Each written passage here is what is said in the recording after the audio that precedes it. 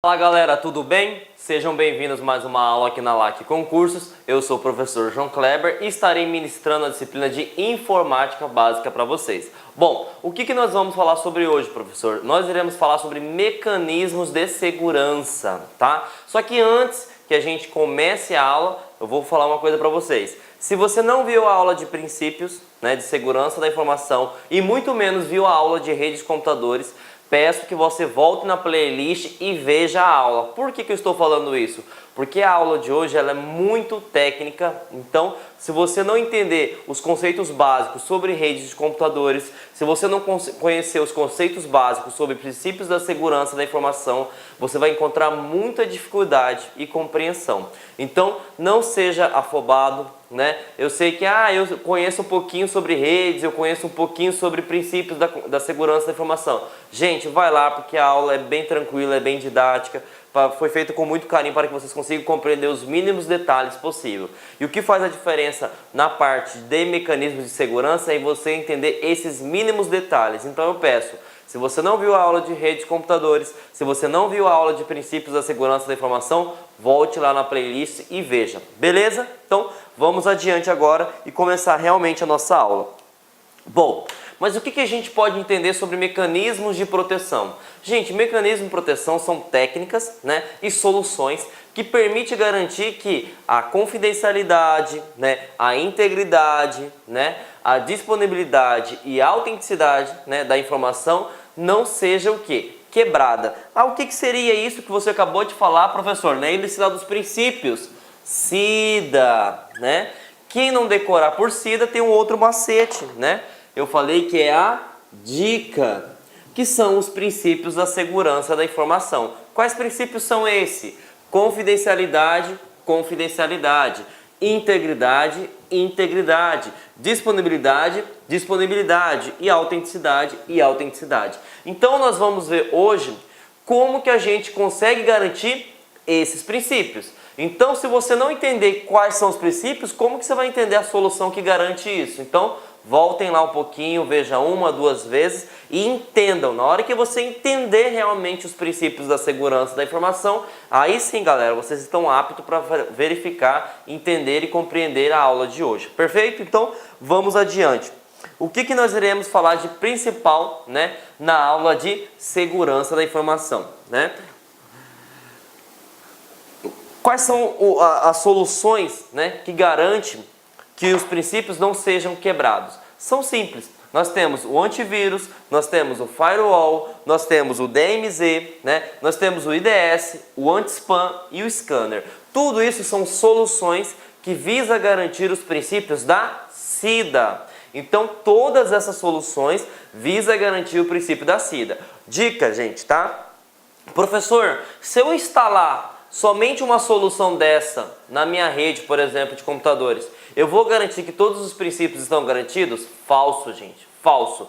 Por quê? Pense como uma empresa, Uma empresa ela precisa da parte administrativa, ela precisa da parte de RH, ela precisa da parte da portaria, da parte da tecnologia, enfim, são vários setores trabalhando em conjunto, certo? É a mesma coisa.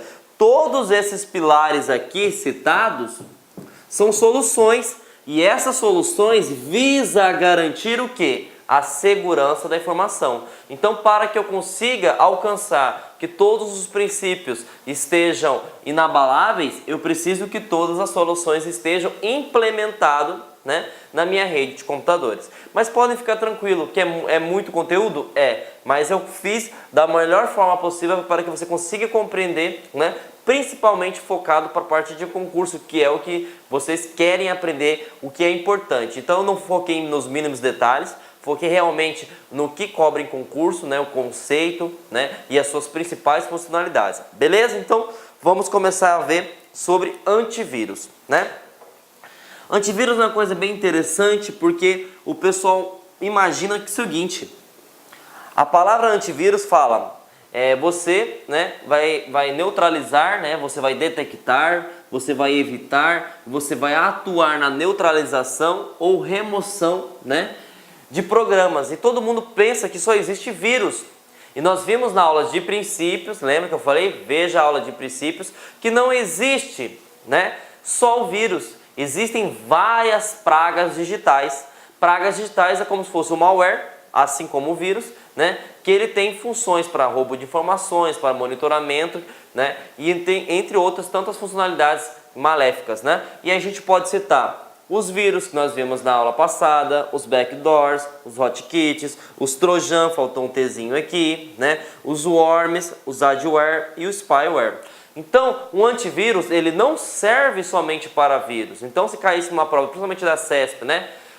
Antivírus é um programa, né, que permite detectar, evitar e atuar na neutralização ou remoção de vírus. Somente isso?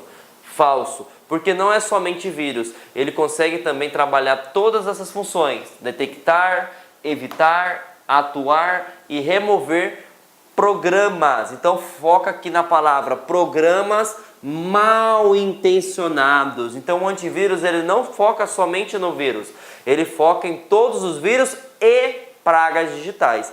Então uma vez que a pessoa fala somente, né, a banca cobre somente, essa afirmação está equivocada. Por quê? Ele ataca o vírus? Sim. Ele neutraliza o vírus? Sim. Ele remove o vírus? Sim. Mas não existe só vírus. Hoje nós temos adware, spyware, hotkey e tantas outras pragas digitais. Beleza? Então aprendemos aí o que seria o conceito, né, de antivírus. Ele serve para neutralizar, para detectar, né, para remover pragas digitais, ou também chamado de softwares mal intencionados. Beleza? Agora vamos entender como que ele funciona, tá? O antivírus, gente, ele trabalha da seguinte maneira, tá? Ele tem duas fases. Como assim, professor? Duas fases, né? Ele tem a análise heurística e ele tem a base de dados. Dependendo da versão que você esteja utilizando, dependendo do tipo de antivírus, vai estar falando banco de dados. Mas a ideia é a mesma, tá? O que seriam essas duas metodologias, professor João Kleber? Opa, assassinando o português. É o seguinte, imagine só, vocês que estão me vendo agora, né? Com certeza, né, algum aluno, né, já tentou entrar numa festa ou entrou numa festa, né, utilizando a identidade ou a habilitação ou o documento de identificação de um primo, de um irmão ou de um amigo, certo? Por que você está falando isso, professor João Kleber? É a mesma forma que eu estou querendo dizer para vocês que a base de dados, né, de um antivírus é onde é armazenado todas as informações de vírus que se existem. Como assim, professor João Kleber? Imagine só, né? Nós vimos na aula de redes de computadores que existe algo chamado de backbone, né?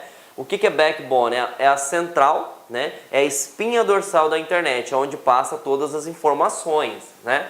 E aí dentro desse backbone existem vários especialistas, né, de infinitas nacionalidades que ficam pesquisando, né, novas pragas digitais. E uma vez que eles encontram essas pragas digitais, eles pegam essa informação e transmitem essa informação para quem? Para todas as fabricantes de software de antivírus. E uma vez que essas fabricantes de software de antivírus atualizem as versões para os seus clientes. Então pense só, imagine que você trabalhe, por exemplo, no Comando Geral da Polícia Militar do estado de vocês, certo? Lá não vai ter aquele painel onde que mostra toda a lista de foragidos? Sim, vai aparecer a lista de foragidos, professor João Kleber. Essa lista de foragidos é a base de dados, né? É onde vai estar sendo mostrado todos os vírus que existem no mundo. E aí que vem aquela grande importância. Gente, mantenha sempre o seu antivírus atualizado. Por que você não pode deixar o seu antivírus desatualizado? Imagine só. Por dia não nascem várias crianças espalhadas pelo mundo? Sim, milhares talvez, né? E por dia não nasce um novo vírus? Sim. Então você tem que estar sempre atualizado. Por quê? Quando você atualiza o seu antivírus, você atualiza a base de dados. O que é a base de dados? É cara crachá, cara crachá. Uma vez que entrou um arquivo para dentro do seu computador, ele vai analisar a base de dados. Esse arquivo é confiável, verdadeiro ou não? Se for verdadeiro, vai conseguir entrar no computador. Se falso, ele vai ser movido para um local chamado de quarentena. Professor, o que é quarentena?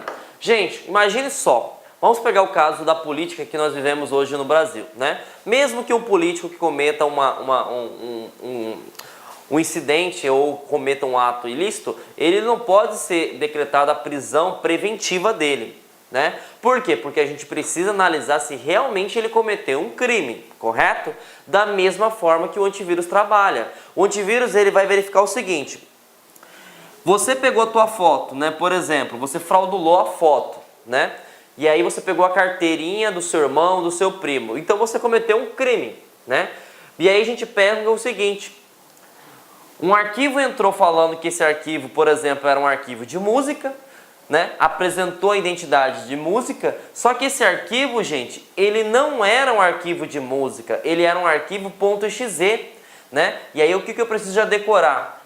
Toda vez que o arquivo for .exe, significa que ele é um executável. A maioria dos vírus utiliza essa extensão, então fiquem atentos a isso também.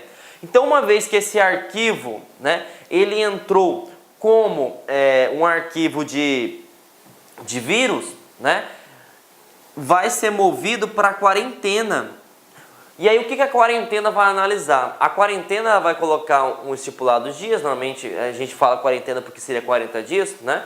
E nesses 40 dias ele vai analisar se ele realmente, né? Se ele realmente é um arquivo de música ou ele é um arquivo de vírus, né?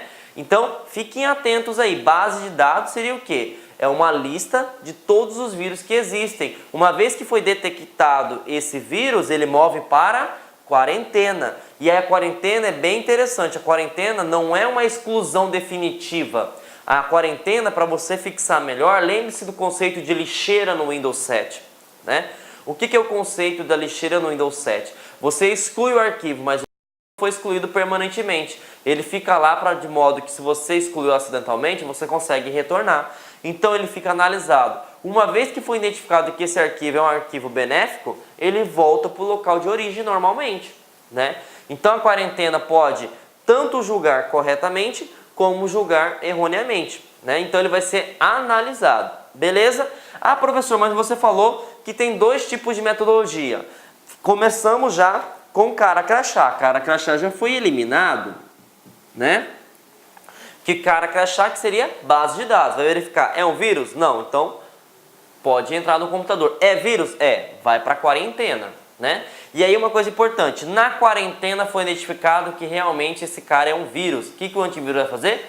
Vai excluí-lo, beleza? Então, se lá na quarentena, né, foi identificado que ele é um vírus, ele vai ser excluído. Perfeito? Então, é assim que funciona o antivírus na primeira parte. Só que o que acontece? Lembre-se, eu falei no início da aula, né, que você pegou a identidade do amigo, do irmão, do amigo, do primo, do vizinho e entrou na festa. E deu tudo certo. Por quê? Porque você realmente parece com seu irmão, com seu primo, com o amigo, com a vizinha. E aí você entrou na festa, né? Só que dentro do antivírus nós temos uma outra tecnologia, uma outra metodologia que é chamada de análise heurística. O que isso vai fazer? Mesmo que o arquivo entre no seu computador, você vai ser analisado por um determinado tempo. Imagine só, quando vocês passarem, se Deus quiser, vão conseguir passar no concurso público, você já está efetivado de uma vez no seu concurso? Não.